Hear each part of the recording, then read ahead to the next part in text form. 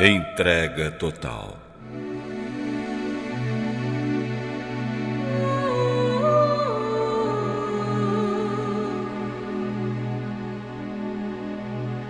A promessa de Deus é esta: buscar-me-eis e me achareis quando me buscardes de todo o vosso coração. O coração tem de ser entregue inteiramente a Deus, ou do contrário, jamais se poderá operar a transformação pela qual sua semelhança é restaurada em nós. Por natureza, estamos separados de Deus. O Espírito Santo descreve nossa condição em palavras como estas: mortos em ofensas e pecados. Toda a cabeça está enferma e todo o coração fraco. Não há nele coisa sã. Estamos retidos nos laços de Satanás, em que a vontade dele estamos presos.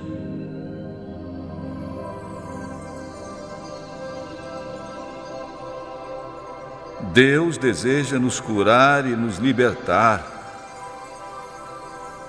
mas como isso requer completa transformação, uma renovação de toda a nossa natureza, é necessário que nos entreguemos inteiramente a Ele. A luta contra o próprio eu é a maior batalha que já foi travada. A renúncia de nosso eu, sujeitando tudo à vontade de Deus, requer luta.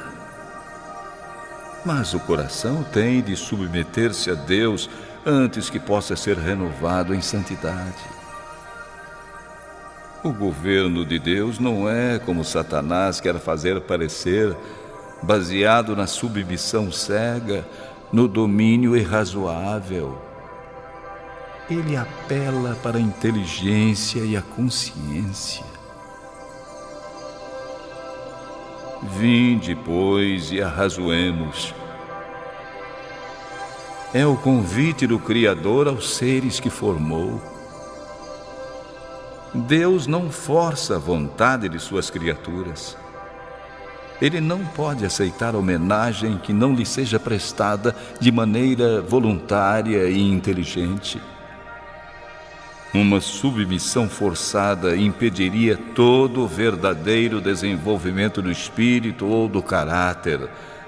Tornaria o ser humano em simples máquina. Não é este o propósito do Criador. Ele deseja que o homem, a obra-prima de seu poder criador, atinja o desenvolvimento mais elevado possível.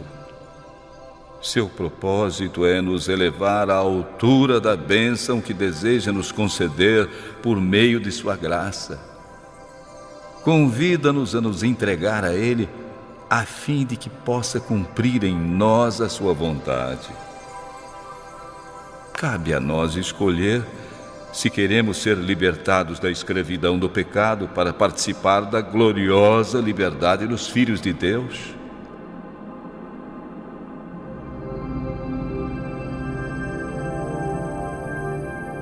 Entregando-nos a Deus, temos necessariamente de renunciar a tudo que nos separe dele. Por isso diz o Salvador: assim, nenhum de vocês pode ser meu discípulo se não deixar tudo o que tem.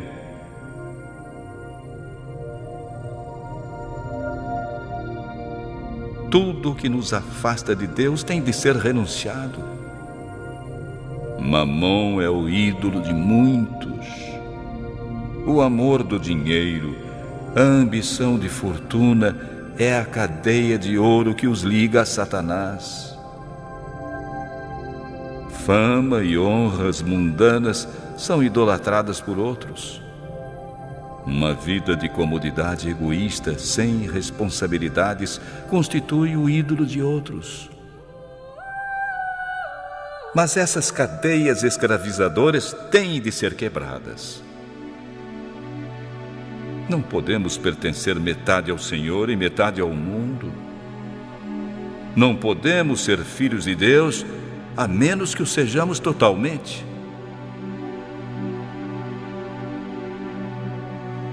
Há os que dizem servir a Deus, mas ao mesmo tempo confiam em seus próprios esforços para obedecer a sua lei, construir um caráter perfeito e alcançar a salvação. Não é uma intuição profunda do amor de Cristo que move seu coração, mas procuram cumprir os deveres da vida cristã como sendo uma exigência de Deus para alcançar o céu. Esse tipo de religião nada vale. Quando Cristo habita o coração, a pessoa se sente tão feliz e repleta de seu amor por causa da comunhão com Ele, que a Ele se apegará cada vez mais. Ao contemplá-lo, esquecerá de si mesma. O amor de Cristo será a motivação das ações. Os que se sentem tocados pelo amor de Deus não perguntam quão pouco deverão dar para satisfazer as exigências de Deus. Não procuram saber qual a mais baixa norma, mas seu desejo é estar em perfeita harmonia com a vontade de seu Redentor. Com um sincero desejo, renunciam a tudo, manifestando um interesse proporcional ao valor do objeto que buscam. Alguém dizer que aceita a Cristo sem demonstrar profundo amor não passa de um simples jogo de palavras, formalidade inútil, uma tarefa pesada e desagradável. Você julga ser um sacrifício muito grande entregar tudo a Cristo? Então pergunte a si mesmo: o que entregou Cristo por mim? O Filho de Deus deu tudo, vida, amor e sofrimento, para nos salvar. Será possível que nós, indignos de tão grande amor, não queiramos entregar-lhe inteiramente o coração?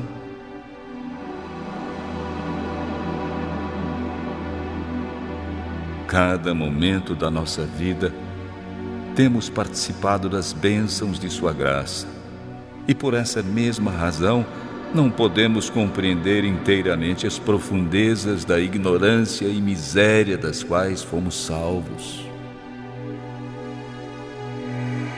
Podemos, acaso, olhar para aquele que foi traspassado por nossos pecados e ainda assim estar dispostos a menosprezar todo o seu amor e sacrifício? Em vista da infinita humilhação do Senhor da Glória, iremos ainda reclamar por não poder entrar na vida senão à custa de conflitos e humilhação própria?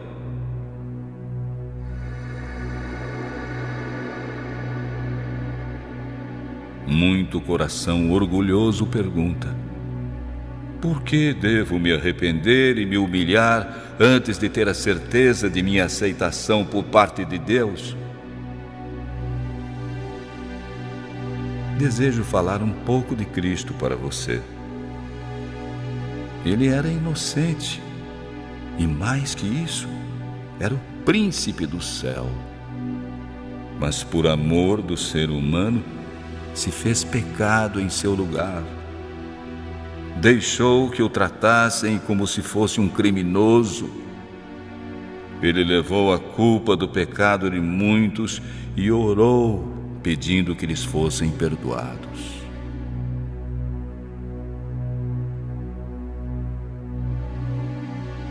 Entretanto, estamos renunciando a quê, mesmo que renunciemos a tudo? Apenas renunciamos a um coração poluído pelo pecado entregando o nosso sentimento para que Jesus o purifique, lavando-nos em seu próprio sangue e nos salvando por seu inefável amor. E os homens ainda acham difícil renunciar a tudo. Envergonho-me de ouvir falar nisso e de escrevê-lo. Deus não exige que renunciemos a coisa alguma que nos traga proveito. Em tudo que faz, tem em vista o bem-estar de seus filhos. Oxalá todos os que não aceitaram a Cristo reconhecessem que Ele tem coisas incomparavelmente melhores para lhes oferecer do que o que eles mesmos desejam. O homem provoca o maior prejuízo e comete injustiça a si mesmo quando pensa e age de modo contrário à vontade de Deus. Nenhuma felicidade verdadeira pode ser encontrada no caminho proibido por aquele que sabe o que é melhor e quer o bem de suas criaturas. O caminho do pecado é de miséria e destruição. É errado pensar que Deus tem prazer no sofrimento de seus filhos. Todo o céu se interessa na felicidade do homem. Nosso Pai Celeste não impede a qualquer de suas criaturas que siga o caminho dos prazeres. Deus deseja tão somente nos orientar a não ir em busca dos prazeres que poderiam trazer sofrimentos e desilusões para nós e nos fechariam as portas da felicidade e do céu.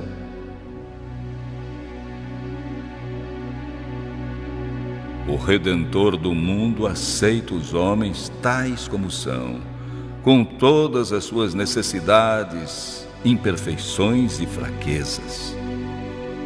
Ele não só purifica do pecado e concede redenção pelo seu sangue, como também satisfaz aos anseios do coração de todos os que consentem em tomar o seu jugo e carregar o seu fardo. O Salvador deseja dar paz e descanso a todos os que vão a Ele em busca do pão da vida. Não requer de nós senão o cumprimento dos deveres que nos guiarão às alturas da bem-aventurança, as quais os desobedientes jamais atingirão. A verdadeira felicidade é ter Cristo no coração. Ele, que é a esperança da glória. Muitos perguntam: como devo fazer a entrega do próprio eu a Deus? Você deseja entregar-se a Ele, mas lhe falta poder moral. Continua escravo da dúvida e é dirigido pelos hábitos de sua vida de pecado. Suas promessas e resoluções são como palavras escritas na areia. Você não consegue dominar os pensamentos, os impulsos, as afeições. O conhecimento de suas promessas violadas e dos votos não cumpridos enfraquece a confiança em sua própria sinceridade, levando você a pensar que Deus não pode aceitá-lo. Mas não precisa se desesperar. O que deve compreender é a verdadeira força da vontade. Ela é o poder que governa a natureza do homem, o poder da decisão ou de escolha. Tudo depende da correta ação da vontade. Deus deu ao homem o poder da escolha. A ele compete exercê-la. Você não pode mudar seu coração, não pode por você mesmo consagrar a Deus as suas afeições, mas pode escolher servi-lo, pode dar-lhe a sua vontade. Ele então operará em você o querer e o fazer segundo a sua graça. Desse modo, Toda a sua natureza estará sob o domínio do Espírito de Cristo. Suas afeições irão ser centralizadas nele. Seus pensamentos estarão em harmonia com ele. É louvável desejar ser bom e alcançar a santidade. Essas virtudes, porém, de nada valerão se ficarem somente no desejo. Muitos irão se perder enquanto esperam e desejam ser cristãos. Não chegam ao ponto de entregar a vontade a Deus. Não escolhem agora ser cristãos. Através do correto exercício da vontade, pode operar-se em sua vida uma mudança completa. Entregando a Cristo o seu querer, você se une ao poder que está acima de todos os demais. Você terá a força do alto para estar firme e, pela constante entrega a Deus, será habilitado a viver a nova vida, a vida da fé.